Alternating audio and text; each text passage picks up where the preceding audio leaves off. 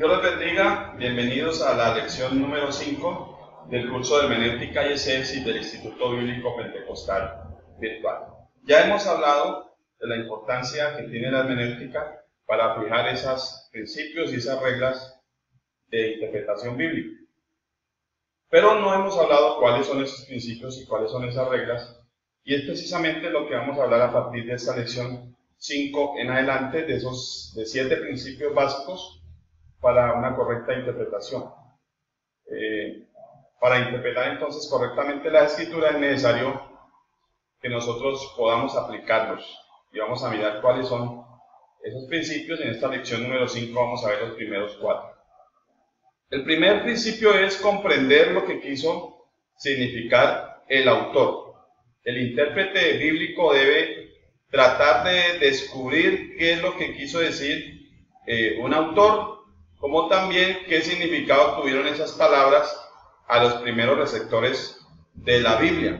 Debemos recordar que entre el texto sagrado y nosotros hay unos abismos que nos separan, unos grandes abismos, y para nosotros poder interpretar correctamente un texto de la Biblia necesitamos salvar dichos abismos. Ya hemos hablado de que tenemos el abismo histórico, el abismo geográfico, el abismo cultural, el abismo lingüístico y el abismo teológico, que son aquellos que nos van a separar a nosotros de esos originales, de ese texto original.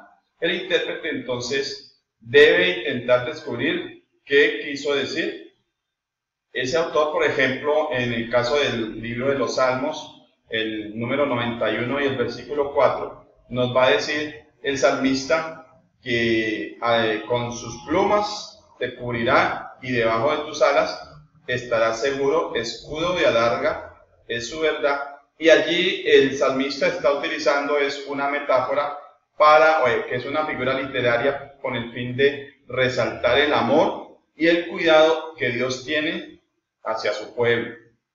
Tomemos otro ejemplo de Mateo capítulo 5, el versículo 29 y 30, que nos habla el Señor Jesús y aconseja que si tu ojo derecho te es ocasión de caer, sácalo y échalo de ti. Es mejor que se pierda uno de tus miembros, sino que todo tu cuerpo sea echado en el infierno. O que si tu mano derecha te es ocasión de caer, córtala y échala de ti. Es mejor que se pierda uno de tus miembros, sino que todo tu cuerpo sea echado en el infierno.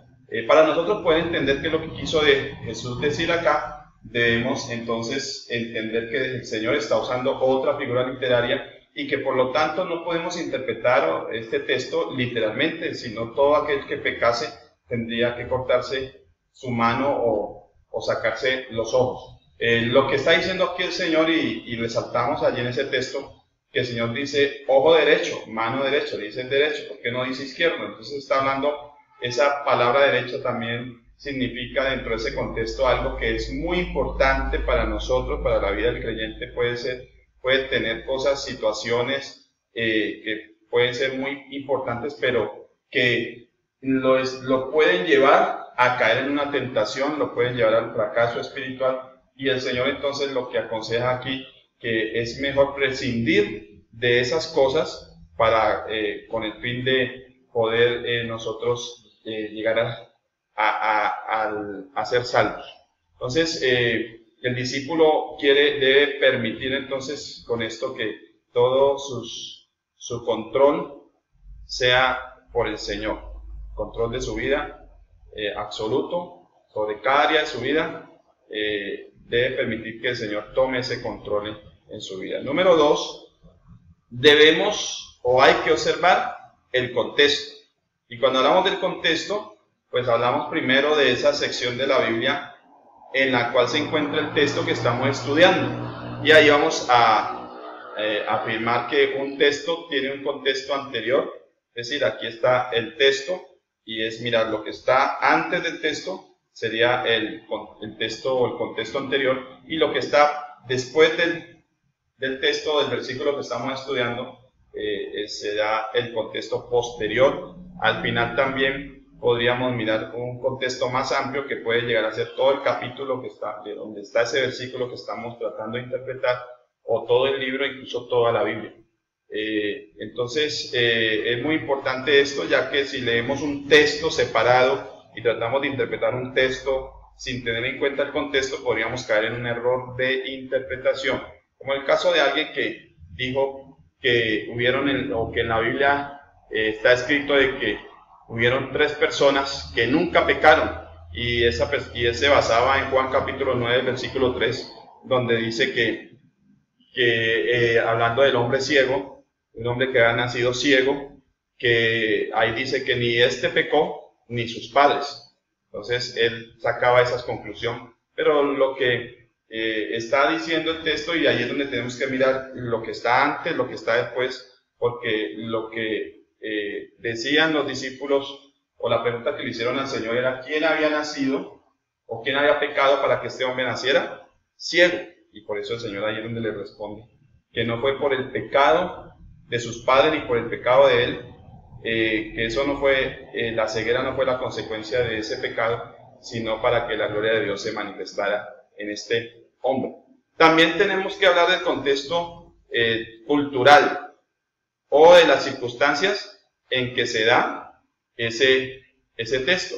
Por ejemplo, para nosotros comprender bien la parábola del buen samaritano, necesitamos conocer el contexto cultural.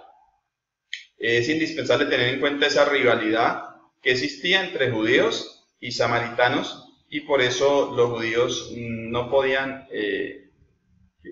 entender cómo un samaritano pudiera llegar a tener misericordia.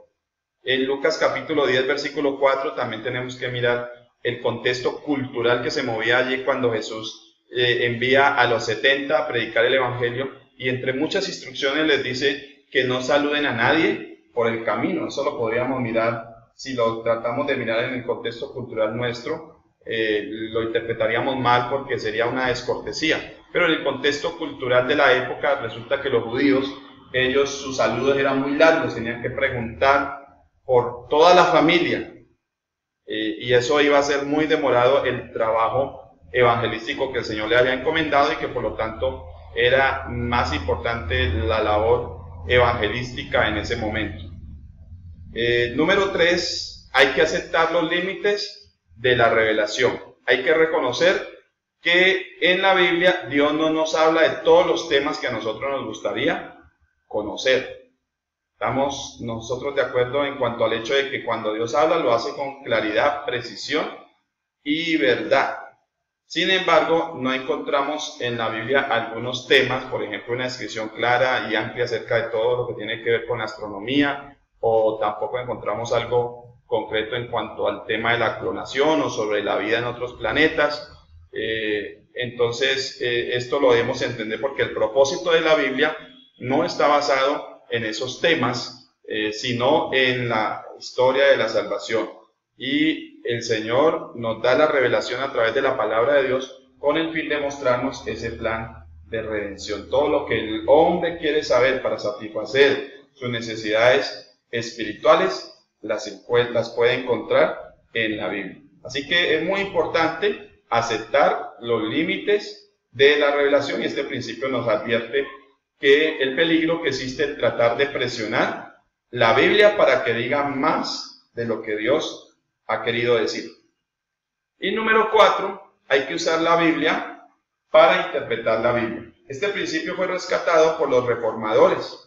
Martín Lutero decía que la Biblia se interpreta a sí misma, con lo cual quería decir que antes de hacer especulaciones acerca de un texto que está difícil, oscuro, es mejor recurrir a la misma Biblia para tratar de aclararlo.